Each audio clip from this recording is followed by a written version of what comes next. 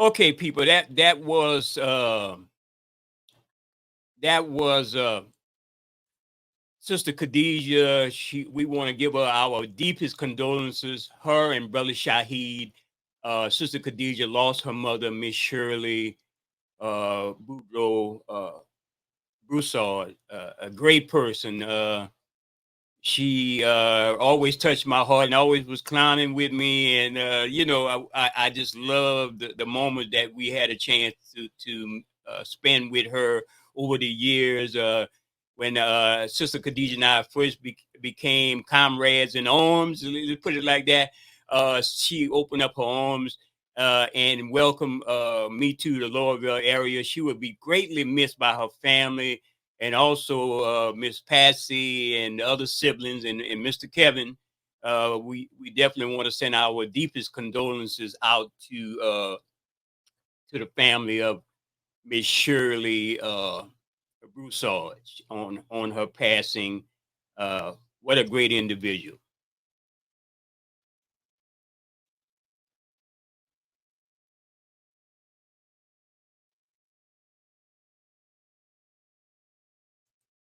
Okay, we could go back to the replay till we get Brother Keith on here at the Open Line Radio Show.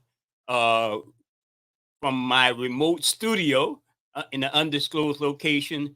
Certainly, we'll be doing some great things in the future here at the Open Line Radio Show. All right, Brother Keith. Good morning, brother. Good morning. You up and ready this morning? Oh yeah, oh yeah, oh yeah. Enjoying some of the weather.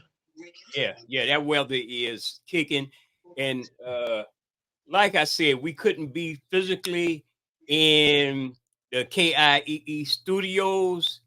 We have a lot of inclement weathers. Then we had a couple of calamities. Families have stuff going on right now. Sister Khadija is coping with the loss of her mother, and we want the audience who watching us on the AOC. Thank God for AOC, where we could got the technology to go live, basically from anywhere, and that's why you should consider Brother Keith. Everybody should be consider becoming a member. Keith a member, Brother Wiley's a member, Sister Khadijah, the whole crew. Shout out to Brother Shahid, the finders, keepers, always catching everybody back. Shout out to Mr. Kevin on Thursday. Shout out to Mr. Wiley's Senegal on Friday over here at AOC Community Media. Brother, are you hearing me pretty good? Oh yeah, I'm hearing you pretty well, brother. Just Okay. Yeah. So please consider supporting platforms like these. In these times, it's very important to have platforms where we could communicate with the audience and in a meaningful manner. So, Brother Keith, what's on the agenda for the Open Line Radio Show? Hopefully, we get our guests on, Sister Khadijah. We could bring her on through the wonders of technology. Uh, yeah. and get her on soon. Go ahead, my brother. Good morning, brother Jay, and good morning to the viewing audience, everyone out there. There's a lot of issues going on, brother Jay, and I think we need to um we need to bring out touch on a little bit of everything that's going on. You got a lot of issues that's going on right now. Right now, there's a couple of school closures, flooding. Right. Um, Supposed to have flood. Um they're opening up sandbag locations. Keep your eyes on the local news to make sure everyone stays safe. Um, but back to what the show is about, brother Jay. What what I want to open up with uh is and you seen it in the news headlines, but you're not seeing it enough, and not too many of our community leaders are talking about it. And um people are sharing this incident that happened in Jackson, Mississippi. the graveyard they found behind, I think it's a jail or police station, one of the two. Um, I didn't take the time to really find out the details, but um I kind of skimmed through some of the headlines where they done found over 200 over 200 African American males buried that families been looking for. Their families been looking for them, couldn't find them. They went missing, but they found them buried behind a jail or or or that police station, I believe. Um, I can't remember if it's the jail or the police station, one of the two, in Jackson, Mississippi. And not too many of our activists are talking about this. Our community leaders are talking about this. Right. Um, this is white supremacist at its best. White supremacist in disguise, where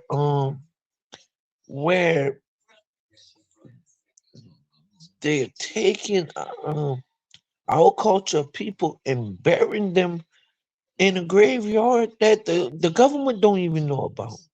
Right. Right. Killing them and burying them there the federal government don't even know. The people who oversee cemeteries don't even know about this cemetery. Right. That was created by this law enforcement agency in Jackson, Mississippi. And these are actual people that was reported missing, that their families have been lied to um by law enforcement. We never seen them. We don't know.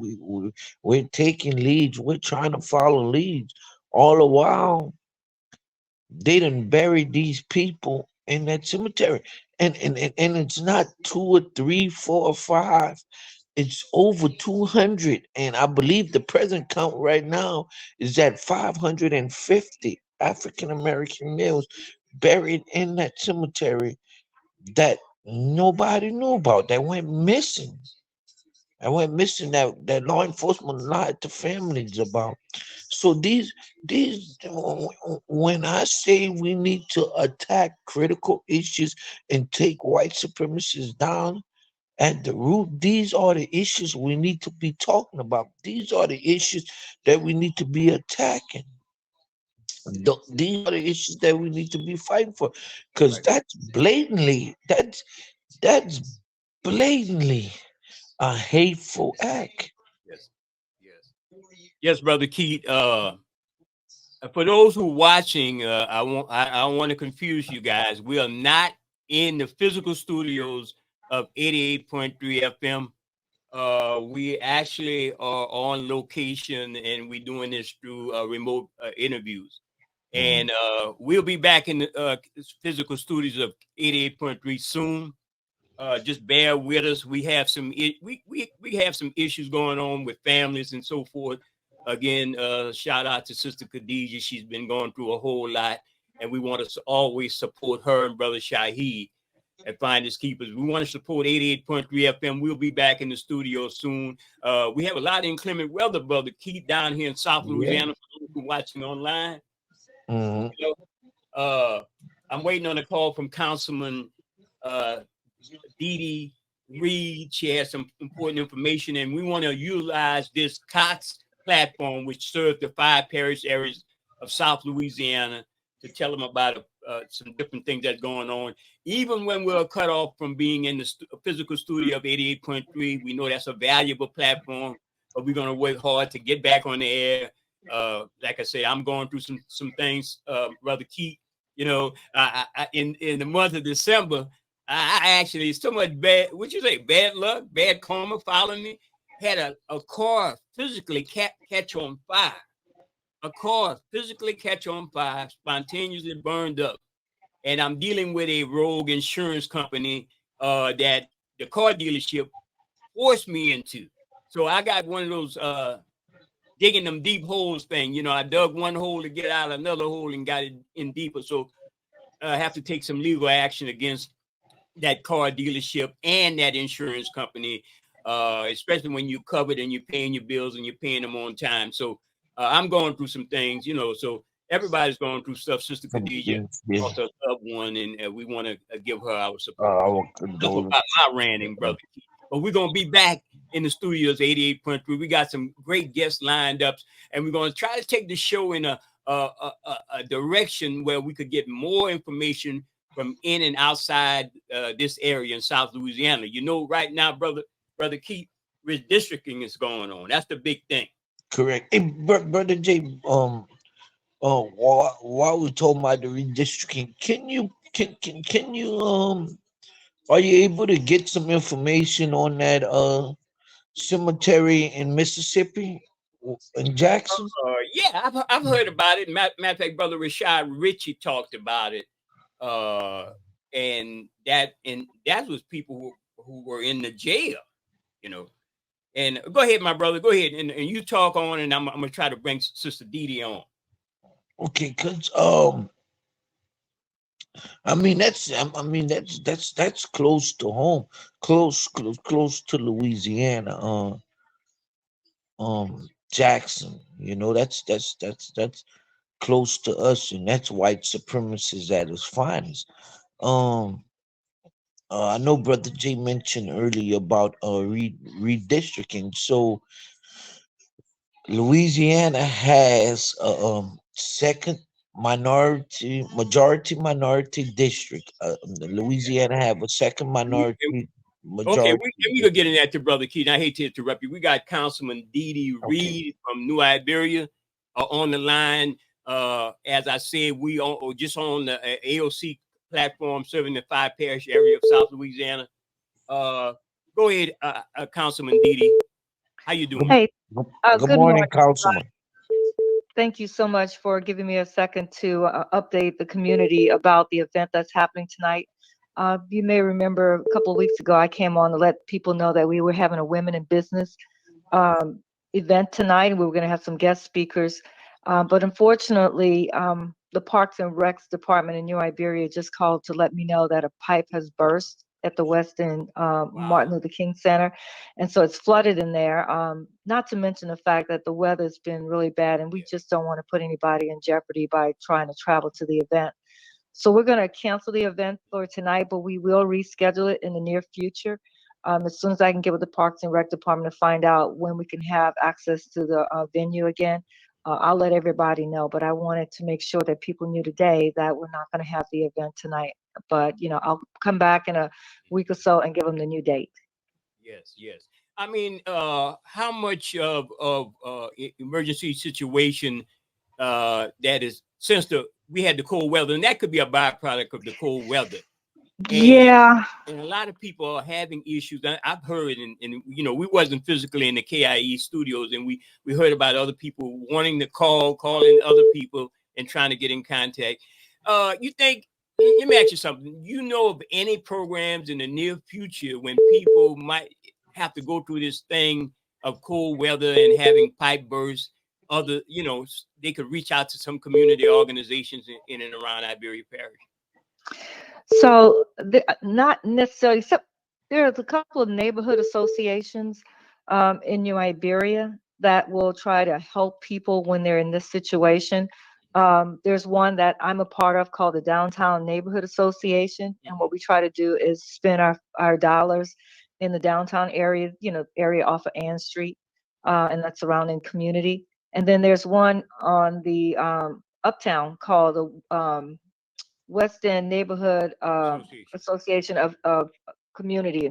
It's called Mhm. WACNA, Yeah. and Neighborhood Association. And so, they are also, constantly helping people to fix things in their home. So, I mean, I guess if someone's in a situation where they really just, don't have the money to fix something, they can reach out to us, and we'll do what we can to try and help them to get these repairs done. Now, as I mentioned before, I mean, if they're a senior citizen, they can apply for the grant. The only thing that people need to be aware of is that, it's the government. So it's not going to happen like you Mhm. apply one day and it's going to, next week, you're going to get, notified that you've been approved for the grant. It takes at least 30 days for them to even contact people. And then, once they do that, they got to go through all the paperwork and stuff. So you're probably looking at 45 days before you can start to get anything repaired on your home.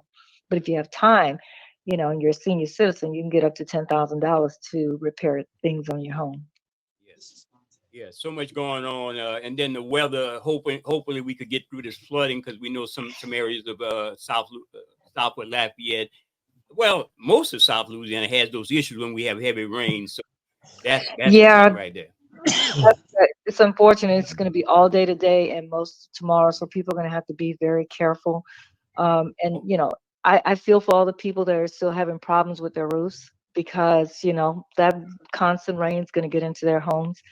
So Mhm. it's an unfortunate situation that we're living in. But I mean, as a community, we're going to have to all work together, pull together, and try and help our neighbors out to make sure that they can get past these things. Because by Sunday, the cold weather is back. Yeah, yeah. So, they can barely recover from it. And then here it's back. So we're just going to have to look out for each other and make sure we're taking care of each other. And Councilman Reed, all the schools open today in Iberia Parish. As far as I know, the schools are open, but now that you say that, I live down the street from a school. I haven't seen a school bus this morning, but Right. that doesn't mean that they're not open because I was at the gym earlier. But I think the schools are open today. Okay. Okay. Well, I know there's some headlines that showing that some schools are closed right now. They got some running across the screen now. Katy Parish, Calcasieu, Evangeline, um, Yeah, Jeff all those Davis. parishes are getting pretty hard right now. I mean, the Yeah, weather is correct. terrible out there. I think even in Monroe, they're closing the schools because the weather out there is Wow. terrible. They got a lot of flooding going on. Okay. St. We different Landry. kinds of biblical situations, I guess. Yeah, I Okay. mean, that's what I said. I mean, it's one of Yeah. those situations where things are probably going to get worse before they get better. And because we don't have enough support in our communities, that means that we got to work together Yeah. to try and help our neighbors. Okay. Hmm. Anything else you want to add, Councilman Reed? No, I just want people to know that, we're trying to make sure that we continue to bring services to the community and that we ask that when we do these things, please come out and support us. One thing I didn't get a chance to mention the last time when we were talking about the event is that we're also at the event when we do have it, we're going to give away a $500 business grant so that someone who, they have a business, they come to the event, they have a chance to win $500 to spend in their business. So I hope that when we are able to have the event, that people will come out and hear what these speakers have to say, and hopefully get educated on how they can grow their business, Okay. so that they can actually move forward with the things that they want to do in life. Before before I came home, I worked. Most people know I worked for Chick-fil-A. I was an IT director.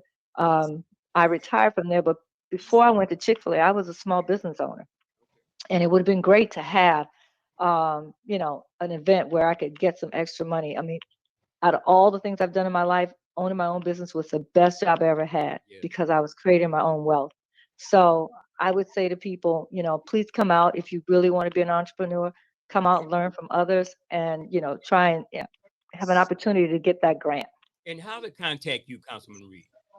They can always call me on my phone. My number is area code 404-831-2988. That's Yeah. 404-831-2988. Or they can email me at my name, Dee Dee Johnson Reed, and Reed is REID at gmail.com. Okay.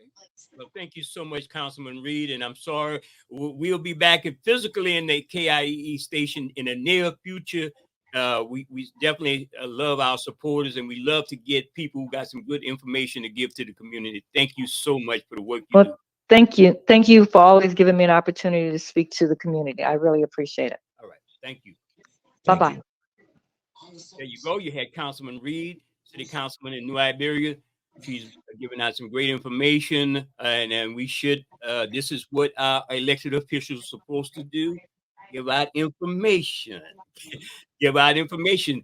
And when we do talk shows, we want to get that information from our elected officials, whether we agree with them or not, if it's some, especially if some positive information.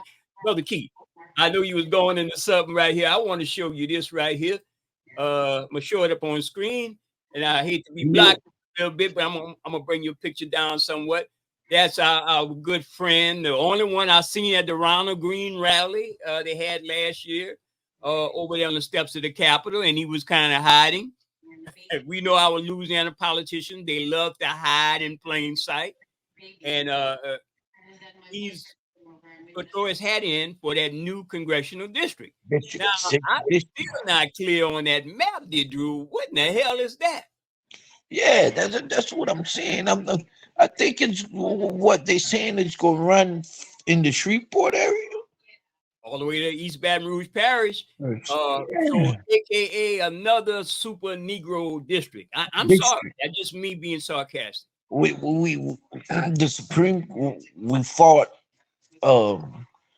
Different organizations fought. The Supreme Court said, or the Circuit Court said, we need it. We can have that second district.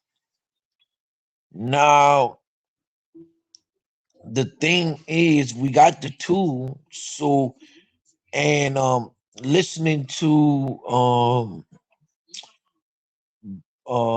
listening to the big media corporations, this district with the Louisiana district, it could change things in Washington, where the Republican House majority is even is going to be even slimmer now. Or us as a culture of people going to take this district, and our politicians and leaders are going to take this district and use it to our advantage, or are we going to put somebody in place in this district and in that district that can be controlled by that mega crowd, or the Republican majority, brother Jay? Yeah, Keith. No, I was gonna let you speak on it, man. I was gonna let you speak on it. Mm, I Uh, would, they got so many some people chiming in right now. Uh, the whole thing is this: will that make a difference with the that's state of the, Louisiana? It might that's make a my difference in question. D.C. if we have, I'm thinking maybe Albert Lee Guillory might run for that seat since it encompasses the whole of St. Landry Parish in that part. You know, so basically, if Albert Lee Guillory has a MAGA crowd behind him of black folks, and don't say it can't happen in Louisiana because we've seen some strange things in the political winds that a lot of people, black folks, they like Donald Trump mindset. They think it's cute. They think it's rugged. They think it's unique. And then Louisiana is basically last in education, last in economic, last in health outcomes. So we got to wonder, we might be first in mental health issues because we got a lot of crazy people who believe in Donald Trump who have the same Oh color yeah, like us. oh yeah, and And that's the problem. That is the major problem. and brother Jay, I know you was talking about oh Albert, Albert, Albert Guillory, and having mental health issues, but us as a culture, people in Louisiana, the leaders, the leaders, the politicians, the elected officials, we're so much on the forefront of attacking our very own, to where Mhm. we can't see how the other side is dismantling us. Yeah, and see that's the problem. The momentum of a snowball going downhill is you just have to give it a little push and it go roll up and get some more snowball and go down here. The momentum, the gravity takes it. And the thing is, if we have people doing strange and crazy stuff and who have the same color, and we can't ignore it, Brother Keith, then it becomes a problem. I'm gonna give you an example. Right there on screen, we have Look at that. Tim Scott, right? Oh Uh, boy, that's a good nigga. showing his teeth My and he's bad. showing his eyes. And Mhm, Trump is probably doing a Saturday night skit thought bubble. Oh, mhm. my and my end. Lord, Lord, Lord. Somebody get this fool off a stage. That's what Trump is thinking right now. Nah, That's yeah, what Trump is actually thinking and looking at. Well, this fool, I mean, he could overdo it. If you saw that, that was so uh, shameful, disgusting. for It our use community. every adjective adverb to describe Tim Scott. There are many people like that in the state of Louisiana, Brother Keith. And, Many of people who wear the same color. And if we sometimes we got to point that out. And you and, got, you know what? And the outcome is what? Louisiana last and everything, Louisiana mhm. first and everything negative. So we have to point those things out if that's elected politicians, you know. I mean, Correct he overdid it, Tim Scott. I don't think Albert Lee Guillory would have done it that way. that way. You And know? and and and and, and, and, and let's let's take a step back. Not just the elected officials, man. The leaders of the organizations that's supposed to Yeah, be the ones who's fighting for picking the new justice. leadership. Fail, and I say failed leadership because you keep picking the same type of leaders in this state, and Louisiana hasn't budged over. I mean, ever since I can't grew up, and that's a long time, Brother Keith. Louisiana Mhm. hasn't budged, so that tells you something about the mindset. Our people are picking up some leadership that's not looking at some new and Some innovative bad leadership. state in. All we doing is living. We living from generation to generation with the same problems, the same issues. No matter how many degrees we have, now how many sororities and fraternities we're members of, how many masons we have out there. No matter how many science teacher we have in the state. No matter what, we haven't moved the needle. And why is that? And some people say, well, we made it. We made it out of the ghetto. Got second and third generation people living in nice homes in Youngsville and so forth. But overall, the black community has been suffering in this state because we have And let those type of people like Tim Scott get away, whether they're Democrats or Republicans, get away with a lot of stuff that we don't call on the carpet, man. and I'm gonna tell you this, uh, brother J, our communities, especially the black communities, we're not communities anymore. We're not neighborhoods anymore. That's why they changed the name from neighborhoods to hood. They took the neighbor out the hood. They separated the neighbor from the hood, and the neighbor's moving away. Uh, w- to have a successful community, you gotta have stability, economics, rules of how we gonna be successful, rules of how we gonna abide by one another. And in our communities we don't have that. The foreigners coming up buying every store, every store that was a franchise, or every store that was a mom and pop store from our community. When when the um when the former owner gets to where they can't handle the store anymore, um none of these organizations come in and say, hey, look, let's keep this store with the same, generating the same investment towards the same people. None of these organizations come in and say, hey, um let's help keep this store going for our community. They allow these foreigners to come in, take over the stores, take over the stores, and now you got these foreigners making money off of our mom and pop stores, and and sending the money back to support their country Well, and yeah. Mhm. and, or and, to and, support and the their thing is communities. that, the system in place allows it to, because oh, I could go back to my other comments on some other platforms concerning immigrants. And immigrant is the big thing with these MAGA Republicans and conservatives, and they got even our people thinking the same way. And let me tell you, that's a game they're playing. It's a just like so many games, they done figured us out. What Jeff Landry and the crowd do is talk about they're going down to the border with their guns and they're gonna block the immigrants from coming in. Well, I keep saying this: the Louisiana Sugarcane League and others, and the sugarcane farmers, they give a Mhm. lot of money to these Republicans and these conservatives, and a lot of people in these construction industry. They give a lot of money to these conservatives and Republicans. They give to everybody, give to the Democrats, and I want to leave the Democrats out.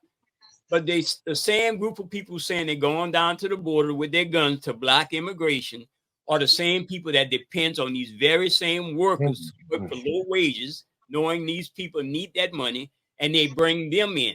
And then they turn around and use that whole notion of people, illegal immigrants, they causing crime, they causing a whole lot of stuff.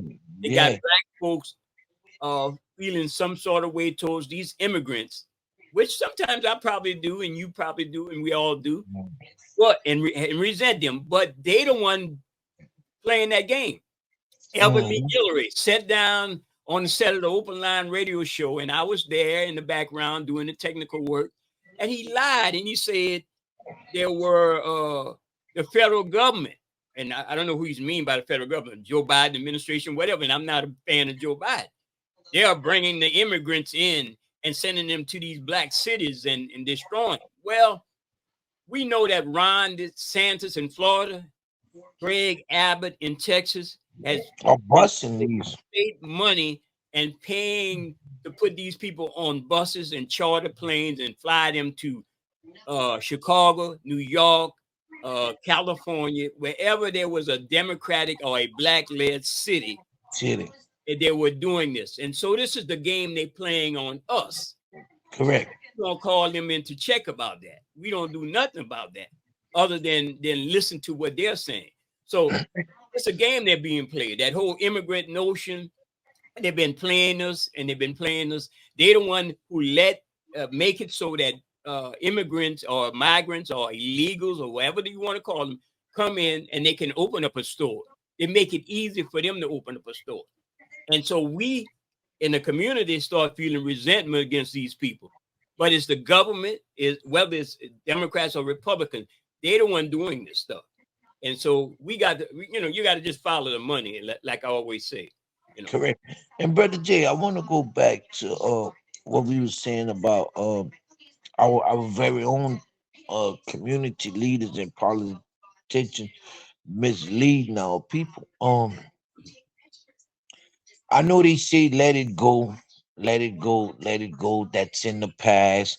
Uh, it's over with now. No, it ain't gonna never be in the past. We ain't gonna never let it go because it goes to show you the narrative. Um, in AACP parish, in AACP New Iberia chapter, president, Jerry Brown. Look at that. Look how she played that. Look how she played that part. And I wanna put the disclaimer out there. This is me talking. It doesn't represent community. I mean, it doesn't represent the open line show. It doesn't represent the platform we on. This is me talking. She look at what she did for the Aqua trial.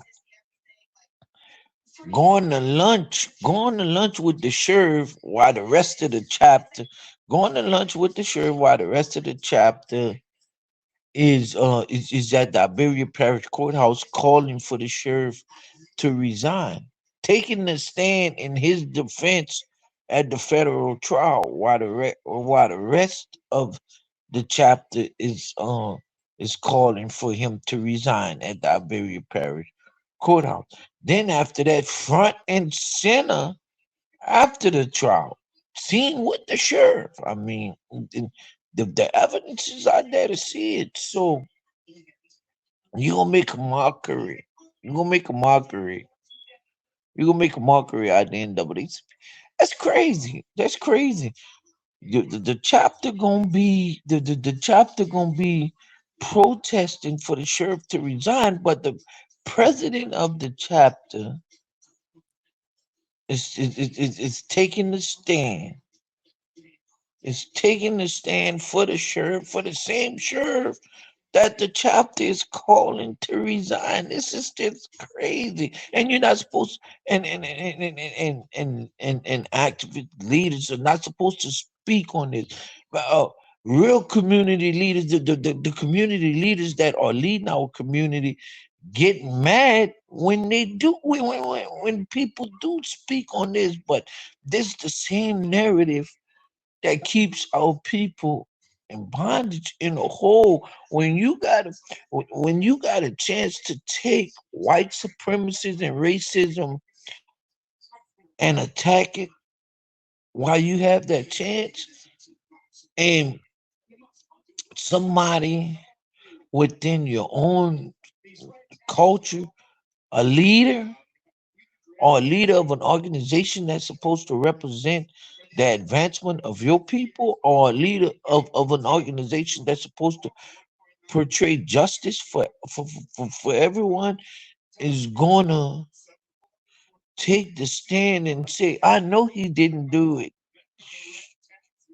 It's crazy. Knowing that he did it. 12, Yeah. 13, 12, 13 deputies testify. But because that one, our very own, took the stand and testified in his defense, he got off on the charges. Mhm.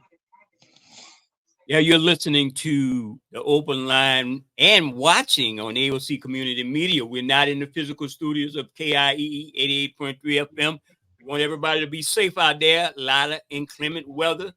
It's like the end of the world type weather, man. We had a Oh hot. yeah. You remember?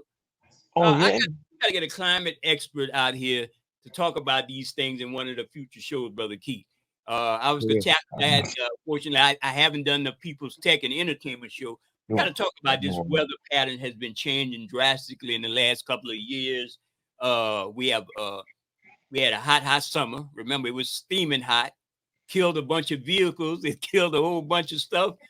That heat was so bad, and now we had that cold pipe busting weather. Now we got 40 days and 40 nights of rain almost technically. So I'm wondering what's gonna come down the pike in the spring. Mhm. And brother Jay, I even seen an article where Louisiana might start seeing earthquakes. I hope not. Well, that'll correlate into all the offshore drilling and Correct. everything they're doing. They don't believe in change. They don't believe in uh, to stop burning fossil fuels, or to slow down the burning of fossil fuels, and look at investing in uh, clean energy, if there's such a thing. Uh, so I know New Iberia has got a big investment in the solar industry that's coming to New Iberia. So we have yet to see. The only time I think these people will will invest in it, as long as they making money off of it. Hmm.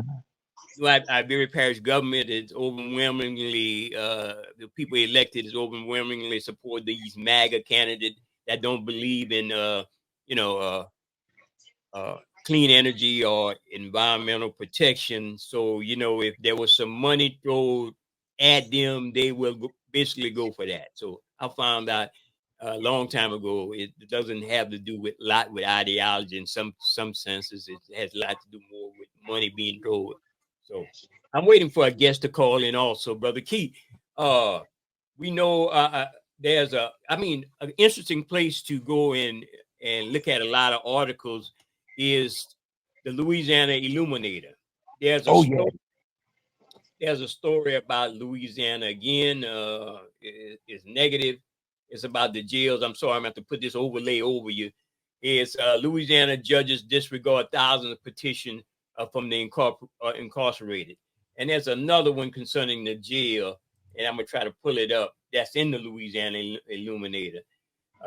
It's sad that Louisiana continually has to go through the same thing concerning jails. Uh, let's see. I'm trying to find an article somewhat over here. Uh, let me just throw the overlay on top of us and maybe let the people glance at it, and then I'm gonna come back.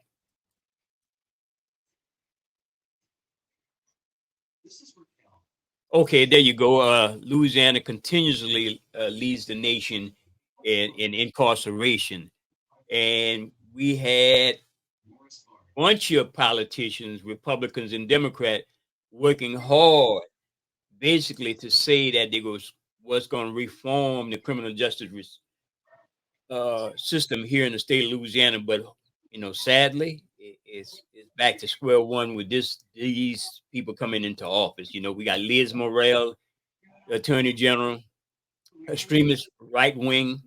We got a whole bunch of people. Kyle Orwin, he could be working again in the Jeff Landry administration, was Secretary of State. He did everything he can to nullify voters here in the black voters here in the state. So it's a eternal fight with white supremacy, and we can hopefully we could say white supremacy on this show. Some people don't want to talk about the word turn their Like stomach, white people. but it's I mean whether or not you like President Biden, I think the speech he Oh, gave last week on white supremacy, and he said the words, "Well, if Biden could use the word white supremacy, and we can again, I'm use. not a fan of his, but I certainly could use the word white supremacy. Those two words, white supremacy, on this show." Oh, come on, brother Jay, stop that. You're talking about critical race theory, man. That's critical race theory. Yeah, well, hopefully Landry won't start with that. I think he's waiting. I think he's waiting. Just that whole notion of supporting that the congressional redrawing of the maps, all that, and we heard our Congress. Well, not mine. I mean, maybe if I'm a part of America, he might be mine. Clayford Higgins. I call him Clayford. Mhm. Cartoon Clay, like some people call him. Uh, Yosemite Sam brother. He basically told Texas to ignore the Supreme Court on immigration when the mhm. Biden administration took him to court. Federal just DOJ took him to court over the issues of the border security and who they letting in and what. But I think the feds should have been prosecuting people like Greg Abbott and Ron DeSantis was taking those people and putting them in danger by putting them on planes and sending them and lying to these people and sending them to these other cities. Yeah, actually, that's a form of kidnapping and Should that be called trafficking, human yeah, trafficking? human trafficking. Correct. Yeah. Well, they use words. They play wordsmiths on us in court all the time. And Black. brother Jay, before you go too far into um that issue, I want to go back to what you were saying about the prison population. Um, the current governor of the state of Louisiana, uh, former attorney general at the time he was the attorney general. They had this district attorney in I think it's Jefferson Parish, Jason Willis. He was freeing. He was help freeing incarcerated people, especially African American people that was incarcerated for crime they didn't do, or the punishment was harsher than the crime that they did. And the current attorney general, I'm at the current governor and former attorney general, Mr. Jeff Landry, and the district attorneys association um sued Mr. Willis in federal court for that. And but obviously the Supreme Court decided that what Mr. Willis was doing was um uh, abided by the law, and he's able to continue doing it. But they try to stop him from doing that, and that's the cause of the prison the prison population. The jails are full, and it's black people, and uh it's slavery. You know, it's slavery. It's trade selling. It's a form. The prison system is a form for them to keep our people enslaved, enslaved, but legally. And you want to elaborate on it, brother Jay? Well, you go ahead, brother. I want to get this guest on. I think the guest is called in and they're ready to go. And you go ahead and tell us a little bit more about uh, what's going on with Lafayette Consolidated Government while I get the guest on. Mhm. Well, I wanna I wanna give a 6 month track. I wanna watch. I want to watch what's going on with the current and new administration, which I'm not happy with the makeup of the administration. The racial makeup of the current administration. It's I don't like the makeup, but that's not for me to like. It's for the mayor president to like, and we got um we got two new councilmen that represents the north side districts.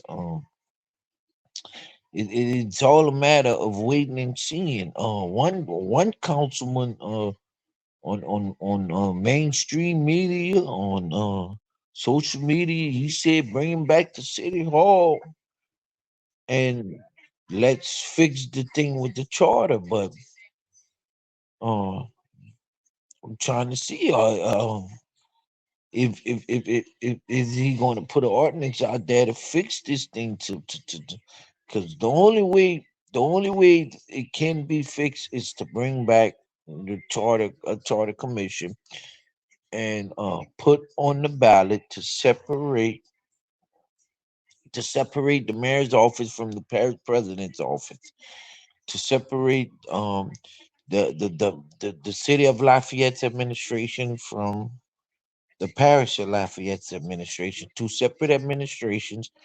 That's the only way you can fix the thing. Separate the funds, separate the and no more formula allocation. And if it's anything the parish need, they can do it by intergovernment agreements. We do it all the time with the city of Broussard, city of Youngsville, city of Carencro. All the time we do in intergovernment agreements, and that's and it can work like that for the parish of Lafayette. We can do intergovernment agreements, but the only way you gonna fix the charter is to have two separate charters. That's the only way you're gonna fix that. That's the only way you can fix the thing. Two separate administrations, or you can have um Lafayette can have a city manager that answers to the city council, not the mayor president, that answers to the city council. The city Brother council. Key. Brother Key, we're back and we have our guests on. We want to get them on because we now phone's starting to light up on the other end, and we want to get this guest on right quick. How you doing? Okay. Yes, and tell us about yourself and your plight and your issue. And we're on with Brother Keith Falk, my co-host, and we in a remote location, but we're on AOC Community Media, serving the 5 parish area of South Louisiana. the Open Line Radio Show. We're not in the physical building of KIEE 88.3 today, but we on the air in Lafayette in the 5 parish area. Go ahead and tell us what's going on. Miss Good Trula, morning. you can talk. Okay, Good well, morning. I'll start off. My name is Trula Thornton, and I'm Gabriel Hawthorne's mother. My son is in federal custody, being held in the Lafayette. We lost some audio, Brother Jay.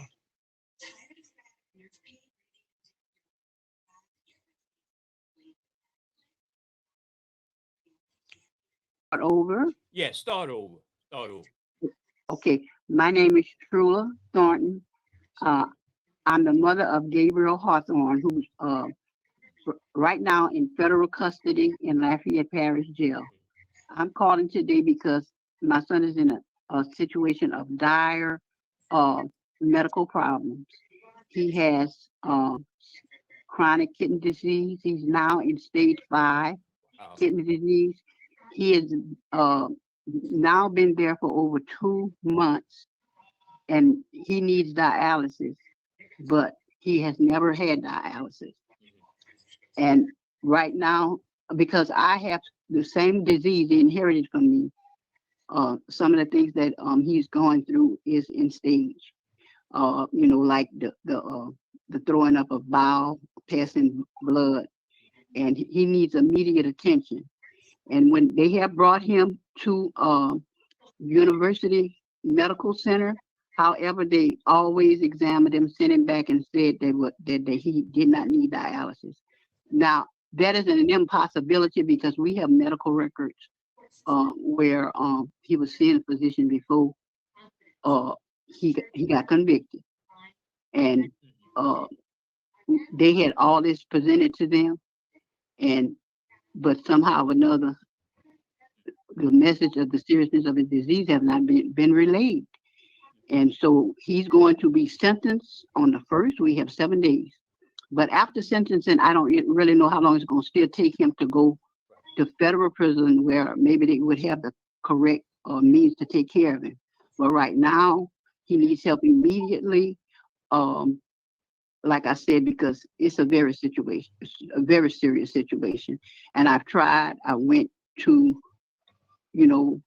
those that are in authority, and I'm speaking to those that are in authority that have jurisdiction over my son's life. The prosecutors, the judge, the U.S. Marshals. I implore you, please, act upon my son's health immediately because my son needs a lifeline. He has no recourse. A renal diet, even if y'all headed to perfection, is not all. He has to have that with a combination of dialysis now because he has to have a way to clean his blood. Right. So I'm just doing this as a mother. Yes, ma'am.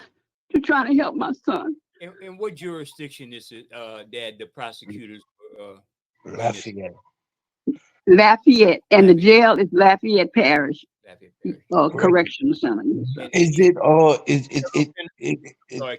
the Western? Is it the Western District? Yeah, yes, sir. It is Western District. Yes, sir. Okay. Have you appealed to anybody in the congressional leadership, Clay Higgins, or anybody? Because they have more. Some of the federal people have oversight, and I'm not saying that's where you stop. I'm saying where you start.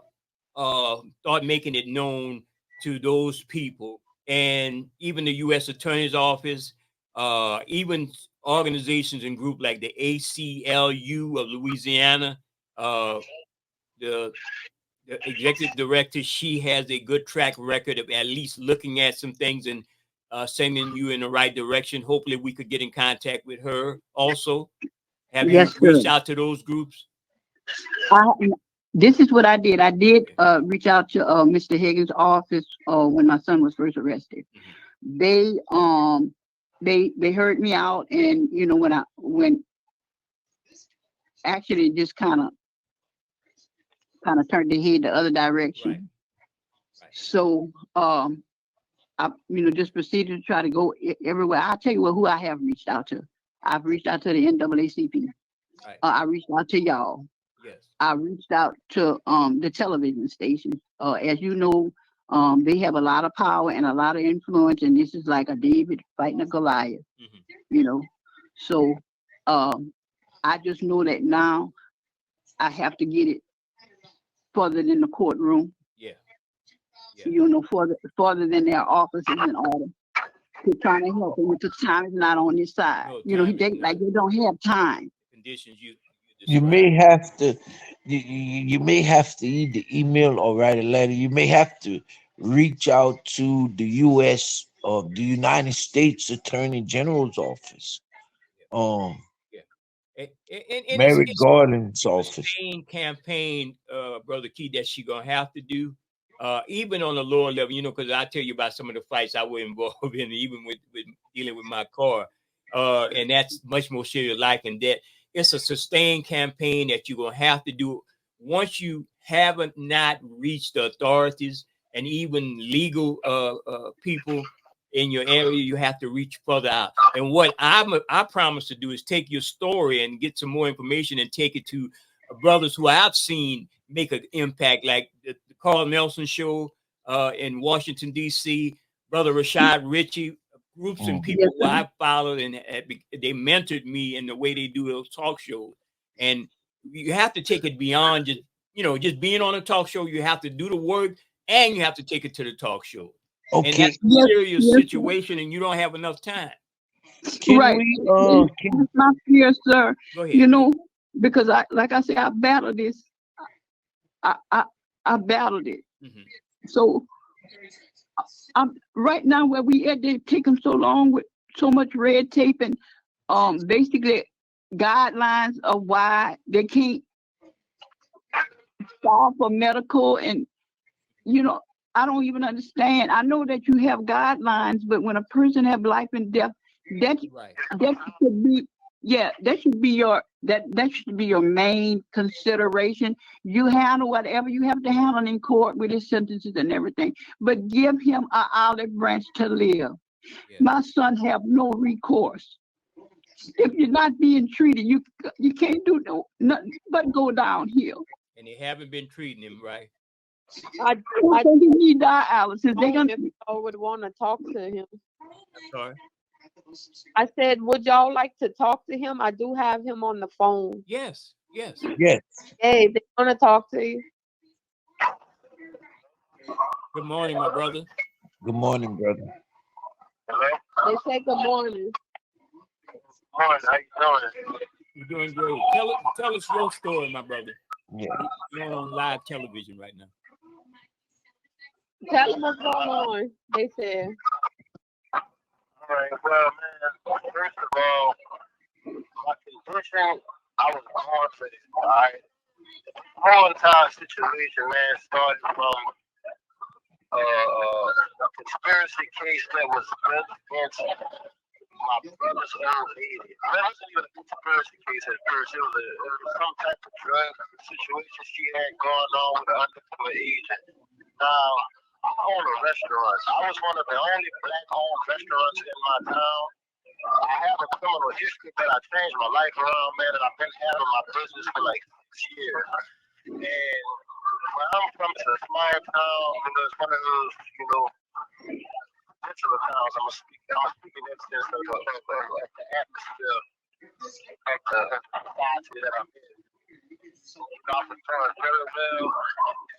We had a lot of people, I guess, that just didn't like what was going on. I would have a lot of different run-ins with the police trying to sabotage our business. They was making drug busts in front of my police, actually coming into my actual lot, trying to bust people with drugs, making it seem as if it was me. So ultimately, they drug me into a conspiracy case that I had absolutely no knowledge of, no nothing. Hello? Oh, they better cut him off. They cut him off. they cut him off. Yeah. They listening to him. Yeah. I hope he don't get in no trouble. Yes. And Oh. and so you have have a legal team on the ground handling any type of business for you guys? Yeah. Do y'all have any legal help? Yes, sir. Or an attorney? He does have an attorney, sir. But Mhm. Don, I'll let you kind of go into that. Yeah. Yeah, the attorney is basically saying that he keeps on saying that like they don't have any pictures, they don't have any videos of Gabriel doing any illegal activity. They don't even have a picture of the girl coming at the restaurant. They don't have none of that. But not only that, sir. Okay, and as a mother, I'm all that got to be addressed here. But right now, I want some action on my son's life, man. Here's the thing: the young lady tried to do the right thing after they gave her a sweet deal. I don't really have any ill toward her.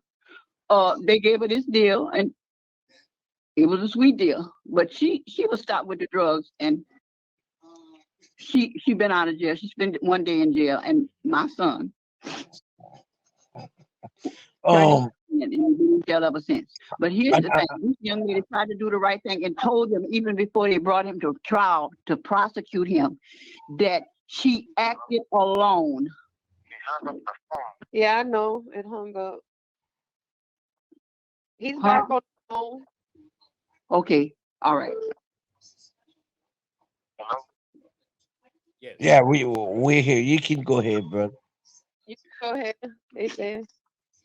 So, typically, man, they drug me into this conspiracy, man. There was no, my wife has discovered, she got everything that they sent us. There was no evidence, no nothing of anything of me being involved in any type of conspiracy with this woman at all. But because she was coming to my restaurant to meet my mother, they automatically said where she's getting the drugs from me. So this happened. Her situation happened a year, I think 4 months, or a year and 2 months before they came to pick me up. Well, I turned myself in is what happened because I didn't know what the hell was going on. So when I turned myself in, I was in a stage 2, and they locked me up and incarcerated me. We tried to tell them that I had, stage 5 kidney. I mean, we tried to tell them I had a kidney problem. But they didn't want to listen to none of that. It took for my kidneys to go into stage 5 failure for the judge to actually see the severity of what I had, and he ultimately let me go on home confinement. All right, but within 2.5 months, my kidneys went from stage 2 to stage 5, which typically wouldn't have taken place until I might have got to my 70s or 80s. That's how quick and rapidly my condition declined. You know what I'm saying? Because I have multiple cysts on my kidneys, and the problem with that is if you don't sustain a certain type of diet and lifestyle, those cysts will multiply and they will grow and they eat away at the kidney. So as I'm talking to you guys right now, I have maybe about 13 to 12% kidney function. That's both kidneys combined because both of my kidneys have cysts on them. The way that I survived in this facility, girl, I basically starved myself. You know what I'm saying? Because I can't eat the food. The problem with it is the minerals, the nutrients, and all of the toxins that food has in it once it digests in your body, it's filtered through your kidneys because your body can only retain so much of each mineral. You understand what I'm saying? Yes. So me not being able to process through my body, it builds up in my body. And what happens is it comes out in pus bumps, rashes, vomit. There's a multiple real things that happen. But with my disease, the problem with my disease is there's no cure for it. The only remedy for what I have is a transplant. And ultimately, they can put me on dialysis to filter out the toxins and the minerals that's building up in my body. But that is not a cure. It's just a quick fix until I get the transplant. Because my kidneys is not like other people's kidneys, and the disease that I have is not like a normal kidney. There is no way to replenish my kidney function because the cyst has eaten up my kidney. You understand? So if I don't get a transplant, Gabe, can Mama say something for a second? Just let Mama say something for a second. Hold on, Gabe. Hold on. Your mama's about to say something. Hold on. Okay, I would just like to say this. Dialysis, if he gets it, it can prolong his life for a little while. However, if Gabriel body does is being beat down, he will not even qualify for a transplant because basically to get a transplant, your body cannot be in a certain condition. So the thing of it is that's why time either way is not on Gabriel's side. All I know is right now he needs an immediate immediate remedy. Gabriel needs an immediate remedy, and that's right now. This other stuff we're gonna talk to y'all again, and it'll be more. If you don't mind, I'll go to you all before we come on air in a private setting. Yeah. Okay, but I do have medical records and everything that will prove to y'all that Gabriel is in stage 5 kidney disease. So by them, the recommendation from the hospital saying treat him for blood pressure. The blood pressure never gonna go down because the kidneys. You got to treat the kidneys. All high blood pressure. They basically sent me to the hospital when I was in New Iberia. They sent me to the hospital 3 times. They hospitalized me 1 time, and their reason for me being sick was hypertension. Now they had the renal disease on there, but whenever they sent it back to the facility, they wrote it up as hypertension. And I was trying to explain to them, man, listen, my blood pressure is high due to my kidneys failing. Not my kidneys failing due to my blood pressure being high. It's the opposite way around. No matter, and I was trying to explain to them that no matter what type of blood pressure medicine you put me on, my blood pressure is going to remain at a certain level due to the fact that my kidneys is just operating at the lowest level there is. In other words, there's no other stage I can go in at this point because I'm in the end stage. It's like having stage 5 cancer. You know, there's no way I can reverse it. The only remedy for it is dialysis, but ultimately a transplant.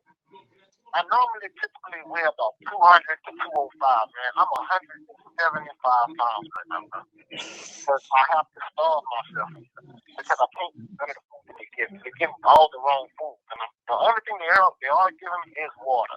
And they just started giving me that. At first, I wasn't even getting water. I was dehydrated for the first month and a half when I was here. And then when they finally sent me to the hospital, the doctor ordered that I get more fluids. But other than that, he's telling them that I'm all right. He cannot assess my disease because he's not a renal doctor. Renal doctors are specialists specified in the area of kidney disease. So no hospital doctor can truly give me a true assessment of what they're looking at when it comes to my lab work because they don't know what they're looking at. Only a renal doctor can say, okay, well, you're high over here, you're low over here, how it can make an assessment to me to tell me how to adequately assess my diet to fix my problem and balance off my kidney function. But my kidney function is so low to the point to where now I'm just in survival mode, man. You know what I'm saying? Yeah. That's what I mean.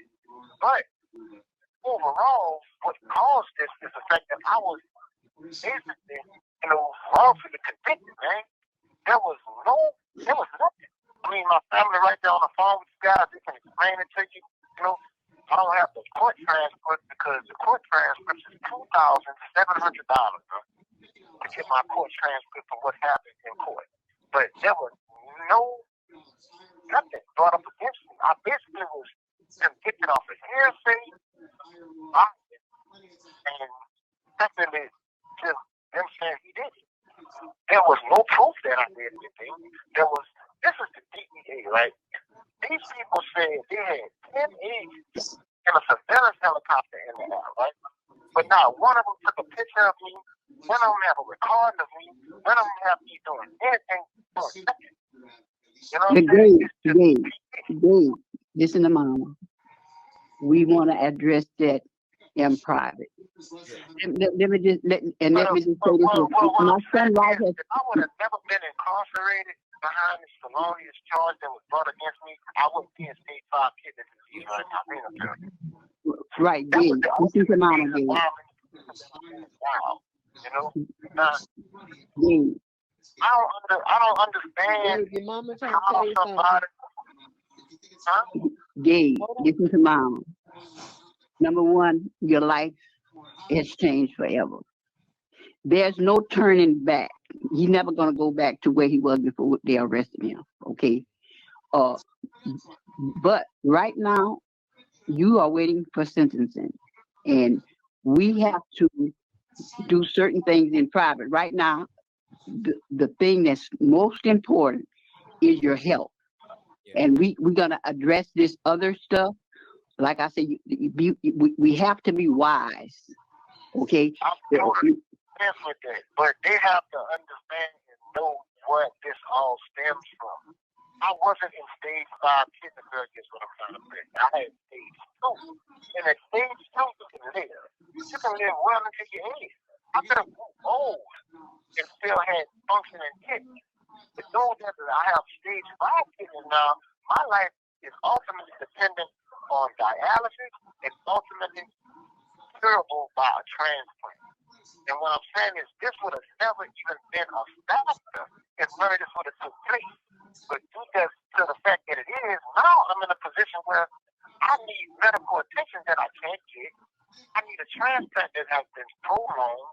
And if I don't be able to get a transplant or put in a position to where I can get a transplant and facilitate my condition to where I can sustain a stable functioning of the functionality that I have left, then man, the only other option is me ultimately dying in my sleep or something. Because it's a silent killer. I can't see in the inside of my body. I adjust my diet according to the symptoms that I'm facing. And I'm throwing up at night in my sleep. I got all kind of sores in my head.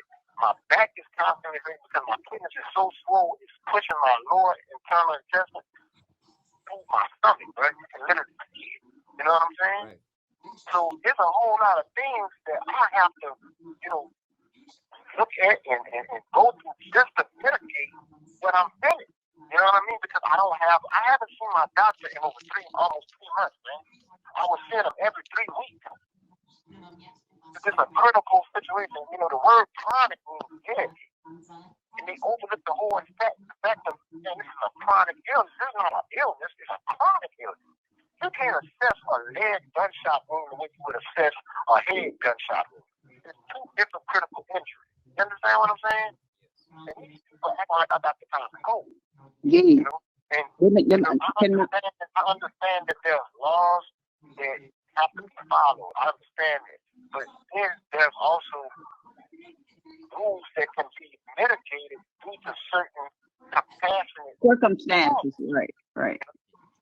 Yeah. And that's what happened with me when I was detained by the feds. They told me we can't let you go because of the charge you got to do. And whenever that judge seen how serious it was, you know, that judge told me, that man said, listen, bro, I'm compelled to let you go, bro. You need to get yourself some help. And he allowed me to get myself some help. But this was a different judge. This is the detainer judge. This judge is the sentencing judge. It's a different judge. So they all got their own, I guess, perception of the way they handle things. But at the end of the day, you know, the ultimate fact is this. I have a critical illness that is not being facilitated properly at all. I'm basically taking care of myself with the wits and the understanding and intelligence that I have about my disease in a system that, you know, is giving me absolutely nothing. You know, I can't eat none of the food. I can drink the water. And I'm living off of packs of oatmeal, tuna fish, graham crackers, and potato chips. That's what I'm eating here. And some days I don't eat at all because I got to give my body a day or two so I fast. And that's why I'm losing so much weight, because I have to give my body time to push out the calcium that's in me, the protein that's in me. If not, it's going to build up and it's going to come out of my body some other type of way. And I'm at risk of catching heart attack, liver disease, heart disease, and a whole array of other diseases that come along with this disease that if it's not facilitated properly, that is the ultimate outcome of what's going to happen to me, man. Now, my body is fairly strong at this stage. All I need is to be able to go to my doctor, get my transplant, you know, and give me a chance to, you know, to heal myself. You know, if you want to put me back in jail, I'm fine with that. I don't care. But I just need help. You know what I mean? I need somebody to understand, like, this is not a walk in the park. Like, I don't have the luxury of patience and waiting for this. Because I can actually die in my sleep. This other week, man, I'm sleeping and I vomited up in my own sleep. I had to jump up and spit the stuff in the toilet. It was an acid and fluid, but you know, I mean, what am I supposed to do? I'm in jail. You know what I'm saying? These people not going to come in here and look at me and say, well, oh, it's serious. You know what? Everything is against me in here. No, as an inmate, your word does not count. It has to be proven. You understand? By some type of legal form or something. But the problem is, even with the legality that's given to show what's going on, they still overlook it. You know what I And mean? it has been proven. The thing of it has been proven. And here's the thing, and the bottom line, and it's very scary. You went from stage 2 kidney disease, which could be controlled by a renal diet, all the way to stage 5, and you were in their custody. So that is the frightening part. And like I say, even though you're innocent, even if you was guilty of all that they say that you're guilty of, ma'am, to get you some don't deserve a death sentence. You don't deserve a death sentence. Yeah. And that's generally what it sounds like with them. And Mhm. the fight has to be to have him released based on his health prognosis, you know. And and y'all not And and y'all immediate medical care, yeah. sufficient medical care immediately. So he's I been know there's singled going to out. So he's basically not getting the medical attention that he be needs for his condition, right? no. That's why we're on here today, because of that. and ma'am, for the audience, for the viewing audience, somebody out there who might want to elaborate or want to hear more, want to elaborate on this. So before he went into custody, he had stage 2 kidney disease, right? Or Yeah, and it's called polycystic kidney disease. disease. So before he went in, he was at stage 2, and he's been in there what, 3 months?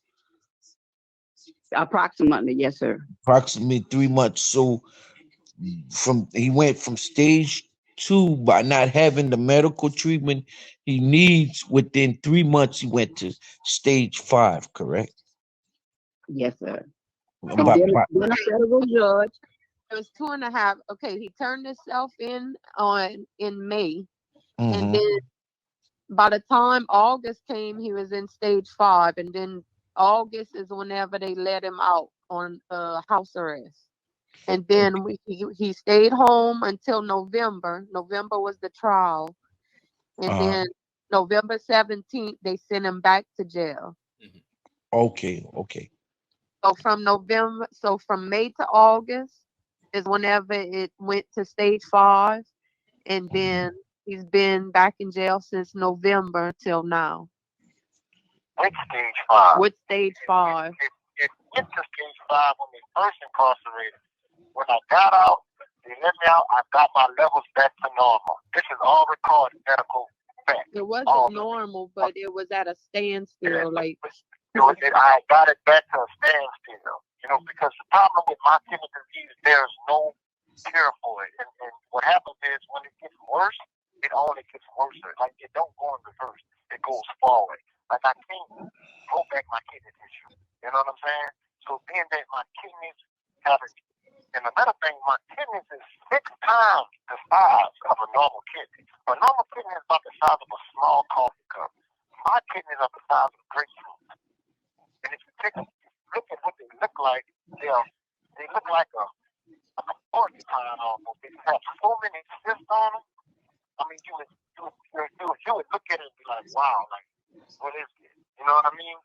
Now, on the outside, like I said, look at me, I look healthy. You understand? But the problem is what's going on with me is the inside.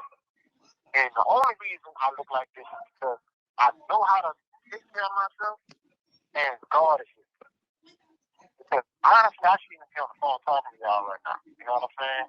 I'm supposed to end that stuff, but I have a strong discipline in me to where I know what is necessary and what needs to be done. You know, and that's why ultimately I'm still functioning at the level that I'm functioning to. But my kidneys, I'm gonna say it like this: my GFR is at a 14, and this was over 3 weeks ago when they actually did a blood test on me, and my creatinine levels is at a 4.8. Normal creatinine levels is between 1.2 to 1.8. Some multiple numbers above that. And once you get past 15 on the GFR, the condition of your body determines if you need dialysis or not. Right. You understand what I'm saying? Yeah. And so, right now, he's trying to get information for the public, because you never know who's gonna have compassion, right? Who can help. You know, this, like you said, go further. So let's let him now narrate. And as a group, what would you have the general public, because we have a wide audience in the 5 parish area here on AOC Community Media, what would you have the group, who you would like to reach out to, who you would want to bring into your confidence, and who you would like to reach out to, and how can we all help? Okay. Basically, man, I just need somebody to be able to, be a voice for my condition. Because there's a motion that you can call, it's called medical downward departure, where when somebody is critically ill, I can be sentenced to home confinement and take care of my condition. You know what I'm saying? From home. That'll give me access to doctors, that'll give me access to get a transplant, etc. You know, and somebody that can just help these people, man, because the federal government is a strong force. They're a strong force. A lot of things that have to be done through legal matters, because it's not like you can just walk up there with a kumbaya and they're gonna listen to you. I mean, this is the federal government. You know what I'm saying? None of that matters to them. The only thing that matters to them is you gotta show it to them legally, and you have to use the legal avenues that they have in order to mitigate these certain types of situations, which they do have. But they normally and typically give them to those who they feel deserve it. You understand what I'm saying? Yeah. So, Gabe, the other thing, maybe right quick, we can address is the fact that you did file for a retrial due to certain evidence that was suppressed in different. It was denied because they said that the girl signed the plea agreement, saying that I was a co-conspirator with her. But as I explained to my lawyer, that is a plea agreement. She never made a statement. She never made a testimony. She didn't even come to court, sir. You understand what I'm saying? Yes. She didn't even come to court. Now, this is the woman that the DEA. I would rather talk about I'd rather talk about the plea. I'd rather talk about the plea agreement and things like that in private. I wouldn't. Right, I'm trying to tell you that's not. Here's what we're gonna do. Our segment is running down for the 10:30 a.m. mark here on AOC Community Media. We got the crux of your story, and we would like to bring you guys back and to talk about how can we get you, if you haven't had any movement in a week or so, how would we be able to get you on your objective to get out to better heal yourself, meaning like you saying, home confinement or better medical facilities to address your issues and your concern, and to put you in contact with other people who might take it a little further, because this is a talk show, and we got people with different opinions, and hopefully somebody's listening, some legal entity is listening, some humanitarian group is listening, some entities before who have much more power than we have as talk show hosts. But before we let them go, ma'am, if anybody wanna reach out to you, can you tell them how to get in touch with you? I'm gonna give you my number, and then Don can give you her number. Yeah. My name is You don't have to Trula give it over Thornton. there. You don't have to give it over there. Okay, I got your number, and I'm gonna Yeah, share with my co-host. okay, As all right. two, we're two on the line. Brother Keith is on in Lafayette. I'm on in a separate location, and mhm, we'll Okay, share the number. and And this we what I'll do. Whenever we can meet, I'm gonna give y'all the proof of his medical and yes, everything like that, so you'll have the actual yes, concrete evidence. yes. Okay, And we like to so bring y'all all in studio. Once we get back to the studios in mm, Lafayette, KIEE 88.3, we'll bring y'all mhm. in, and we hope we could bring. We have uh, a legal ask a lawyer person. We could get the preliminary concerns with her, and we also could get you in contact with the Louisiana ACLU. correct. Yes, and that's what I really want to do that. Yeah, because I mean, eventually we may have to do some Yeah, type of a yeah. ticketing and stuff like that. But I thank y'all so much, and I need direction, and that's what I need. He need a voice because right now his voice, he don't have a voice. And I'm sending out to my brother. Be strong and continue to fight, because Fight, yeah, cause always light at the end of the tunnel, brother. Yeah, man, I have no choice, you know what I mean? This is my life at stake, so, Yes, regardless if somebody help or not, I gotta depend on God and the intelligence that God gave me in order to survive this situation. I don't know what the outcome gonna be. I don't know what the judge gonna do when it comes to the sentencing on the first. Hopefully God attention hard drugs. If not, I'll just have to battle out the best I can. But all right. seriously, man, I have a critical condition. It's not being facilitated at the degree to mitigate the ultimate outcome, which is, death, to be honest with you. The doctor told me that I could live in the current state that I am for a year. That's what he told me. And it's been 6 months since he told me that. Yes. So I've never been put on dialysis yet. I've never seen my doctor in over 3 months. I mean, I'm just basically freestyling, based off of just the symptoms that I'm going through, trying to, say, well, maybe I'm too much of this, so I'm gonna stop eating it, just see if it goes away, And that's basically what I've been doing, because I don't have nobody to tell me, well, Mr. Hawthorne, get the potassium, your calcium levels are too high, your phosphate levels are too high, because they never brought me to the doctor yet, and they keep saying they're gonna bring me, but they never bring me, So, I mean, ultimately, bro, whoever is out there that could shed some light on the situation or have any type of information that can, help me get in a better position due to my situation. Because I mean, I am in a federal custody. I have been convicted. I was found guilty, and I'm awaiting sentencing. I do have a window where the judge can give me a lenient sentence to where I can go home on home confinement. Yes.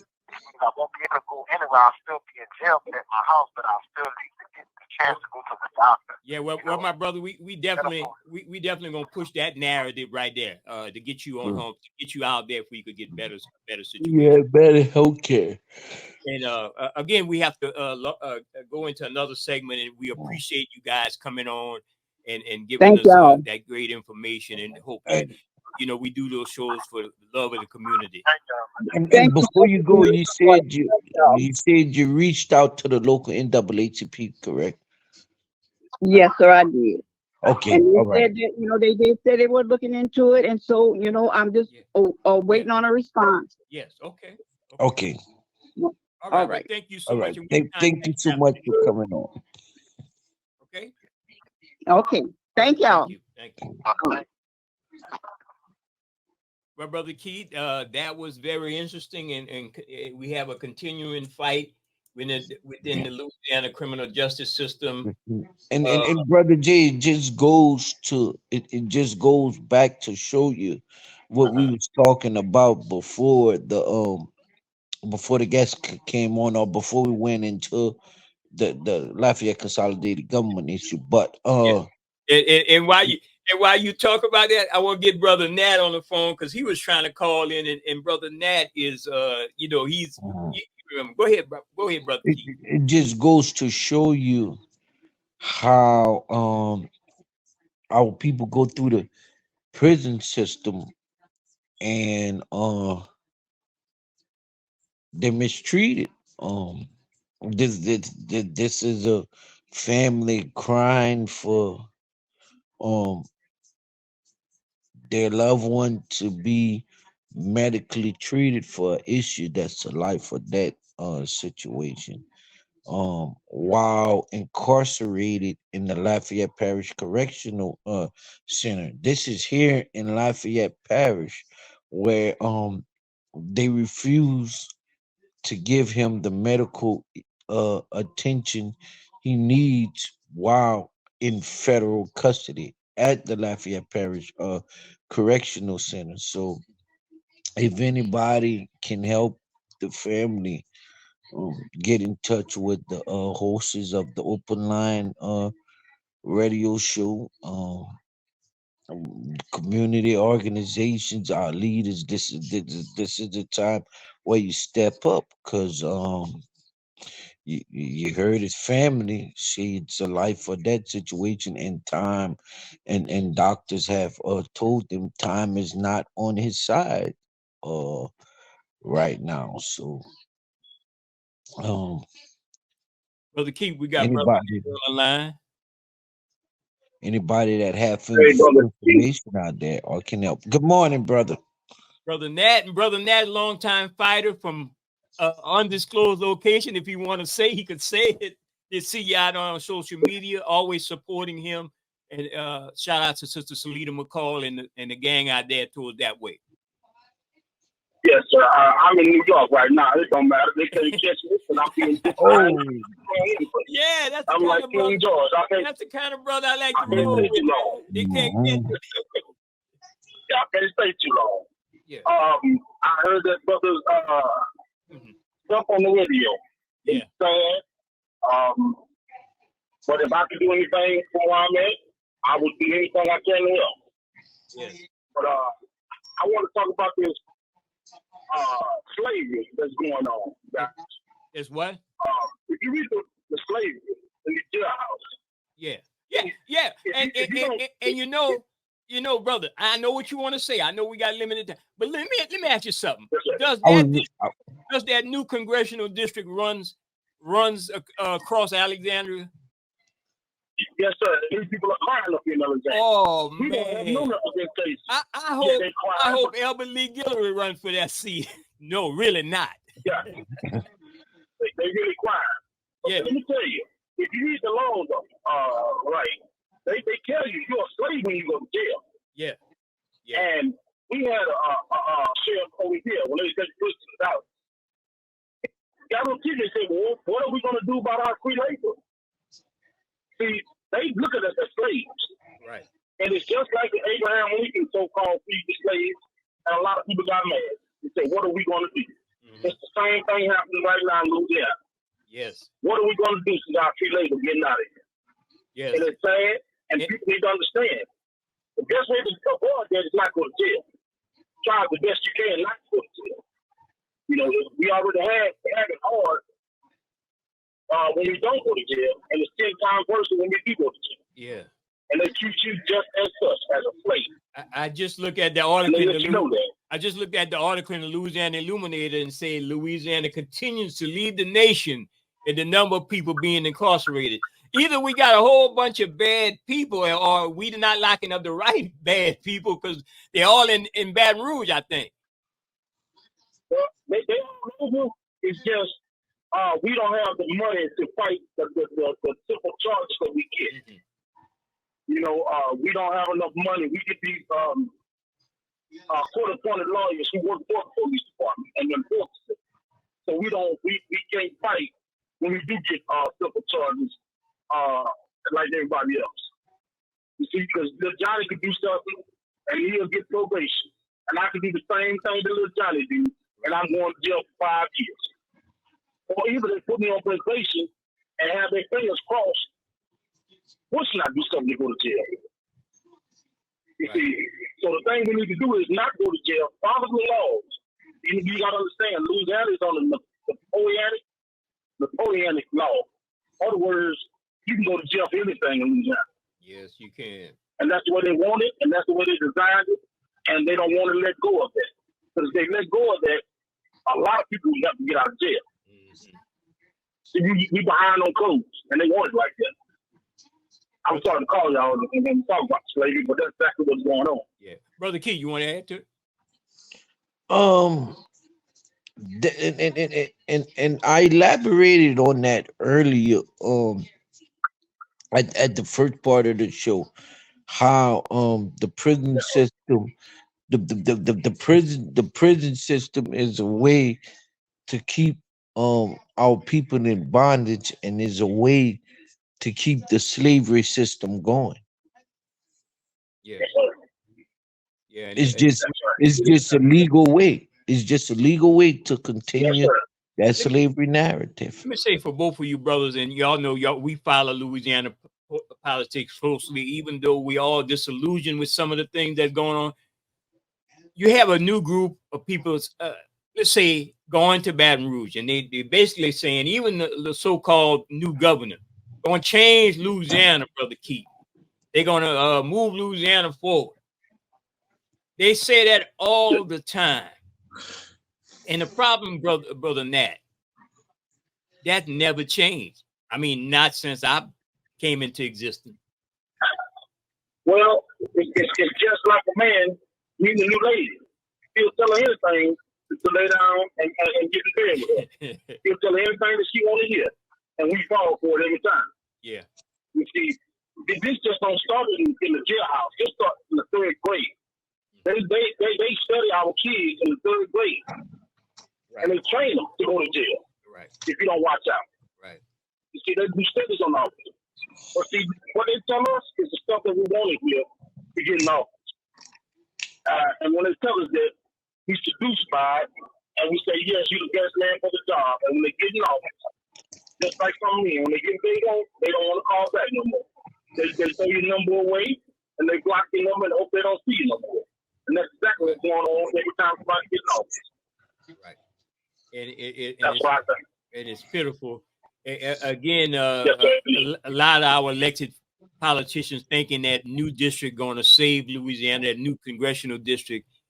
I say they're just going to gerrymander the numbers again, and it could be the same thing. I mean, I don't even see that person going to DC and doing anything positive other than doing Correct. what status quo. Because Troy Carter is a big ass disappointment to a whole lot of black folks. That the one Well, the other super district out of New Orleans, I call it a super Negro district. That's all they doing for us, making a couple of super just to placate us, while they continue to consolidate their power. You know, Correct. yes, sir. But you don't see nobody talking about raising the minimum wage. You do. no, Mr. Ed Louder than Alexander, District 26, tried to get minimum wage raised. You see, they told him, no. Governor Yes, but he was a man against that also. I'm sorry. I think it was if I'm not mistaken, either last year Governor Edwards proposed the minimum wage, but the supermajority voted against it. super MAGA majority. Yeah. Yes, sir. But the same people that's in office now voted against it. So you Yeah. think we're gonna get anything out of this new district that they formed? Well, that's No. that's brother Keith and brother Nat. That's what I'm saying. They hang their hat on everything. The fight was to get that other district to send them to DC to give them the majority in the Congress, which I don't see things changing. Or it's good that we concentrating on the national, but Louisiana is basically last in every And damn thing everything. you think of. We might be last in just this opening our eyes and breathing. hey, this the thing. This the But thing, that's brother it. Ned, brother Jay. This the thing. Louisiana Democrats ran Sean Wilson, an African American, as its front runner.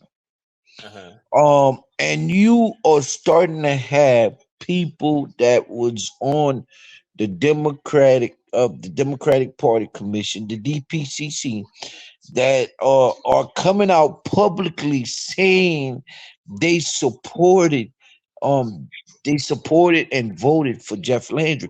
Well, why would you run? Why would you run this Democrat candidate if you're not going to support your candidate or vote for your candidate?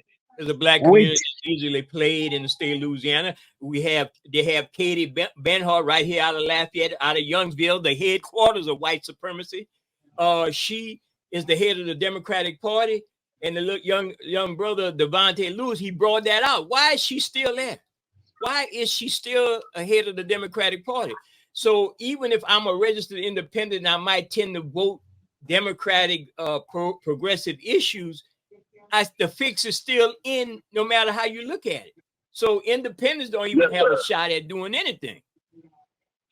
Well, eh, that was a dog and pony show with Mr. Sean Wilson. That's all that was. Yeah. I'm gonna say it just like that, There and you go. I don't hate to say it, but that was a dog and pony show. They pranced a young, well, not young, but a successful black man in our face, knowing that they had Southern and Southern homecoming on the same day as the election. Now you tell me what's a big thing already. You didn't see it, though, did it? Yeah, that was Southern and Southern has never had their homecoming on the same day, and it's an election. The fix was already in. They just want to make it look good. yeah. They already knew who they was gonna vote for anyway. Yeah, and then you see the thing, brother Nat and brother Key, that gets to me when these pundits come out and you have local community activists and politicians come out and say the black community didn't turn out. That's their fault. Well, y'all been playing the black community, and you got number voter apathy, and voter apathy rightly so in this case because you've been playing the black community, and if you not fighting or telling them the real issues and identifying the people that are bringing your community down, well, you gonna have people gonna say, "I'm not going to vote. I'm not playing this game." So that's their fault. That's the Democratic fault. That's the Democrat. and then They blew this. brother Ned, brother J, let me show you this about Lafayette, the black leaders in Lafayette. They took this white candidate, and I don't mean to sound like a racist because I'm not. I'm for everybody that's gonna do right, but they took this candidate and ran this candidate in our community, brought this candidate in our community. That's the best thing for us in Lafayette. That's the best thing, the lesser of two evils. And Always a choice. you look at her top positions. You look at her top positions. Uh, most of the top positions inside Lafayette Consolidated Government are appointed. Her top appointments, now one of them is a person of the minority. Now one of them is a black and brown person. Um, the chief of police who have been silent, who Judge Guillory appointed, who have been silent throughout all these years of working under the Guillory administration, is she decided to continue to roll with that chief, keep that chief head of the police department, where we saw African Americans. I think Brother J, we posted that video up not too long ago where one of her officers kick slammed a guy for no reason, and kick slammed him on the ground. Yeah, Where we already know the union in Lafayette, the police union and the civil service, they're the white supremacist group that's running the police department in Lafayette. We have probably a few good officers in there, and I know of one or two. But generally, if you are a black person serving with law enforcement and you know something is wrong and you don't speak out and you don't try to change the narrative of that law enforcement group, you're part of the problem. We got to start looking at it like that. We got to call it what it is, man. It's never going to change. Yes, sir. and our black leaders run these politicians in our community and tell us that's the best thing for us, And they but pick all the while is the best thing for their pockets. Is the best thing for their pockets, and the north side is not benefiting from nothing that this candidate gonna do, but because that candidate is steady lining these leaders' pockets, that's the best thing for the community. Brother Nat. Yes, sir. Mr. Keith, I agree with you. That's when we got to get better people on the DPS level. Democratic, every community. Our DPS people pick some sorry candidates. Yes.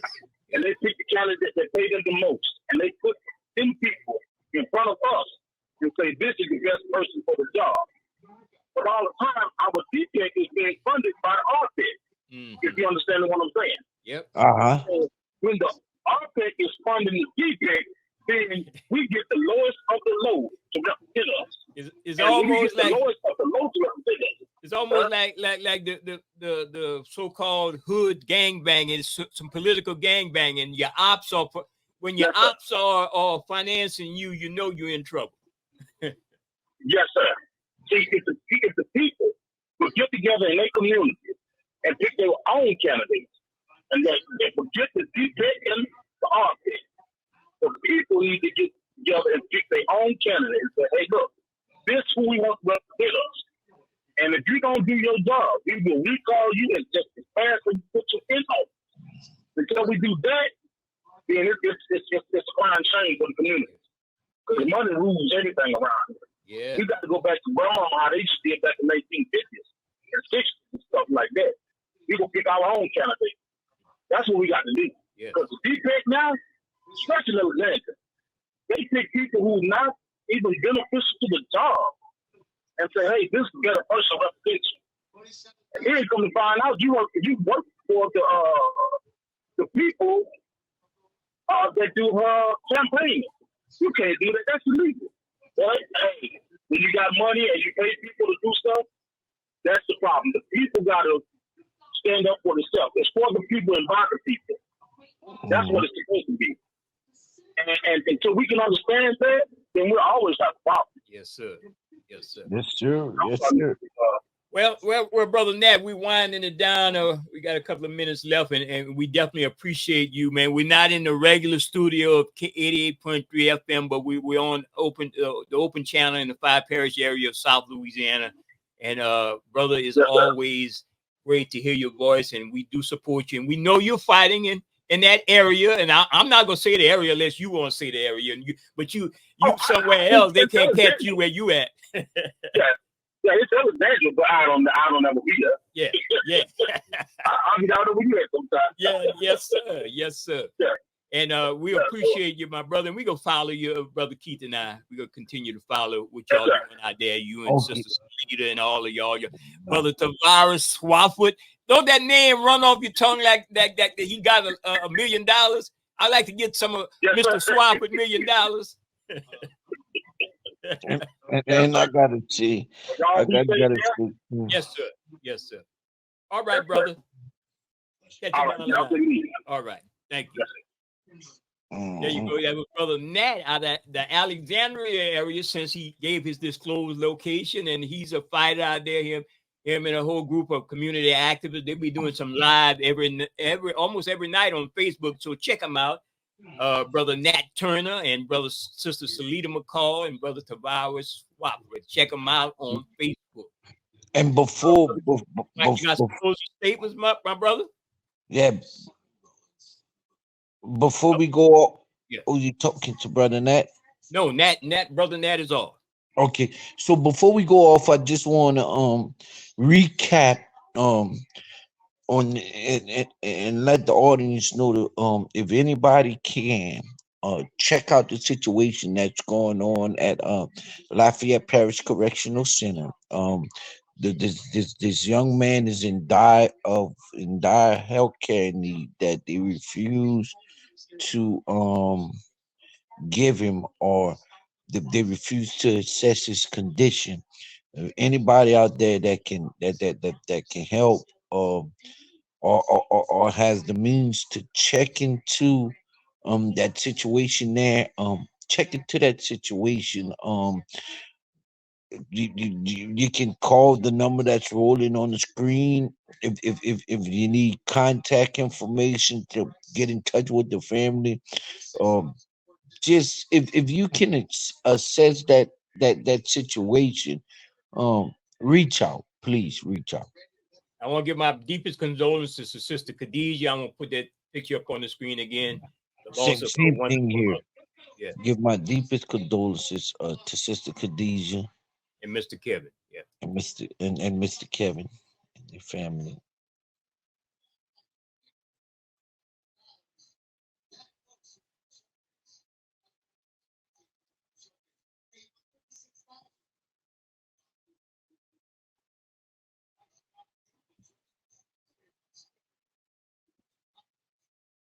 Yeah, well, Brother Key, I'm gonna catch you down the line. Really appreciate you, brother.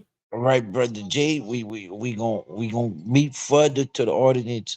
We gonna see y'all down the line. We got some more things coming up, some more good information, good news to bring to you. Um, on behalf of the open line, brother Jay, sister Khadijah, peace, love, and happiness. Yes, sir. Yes, sir.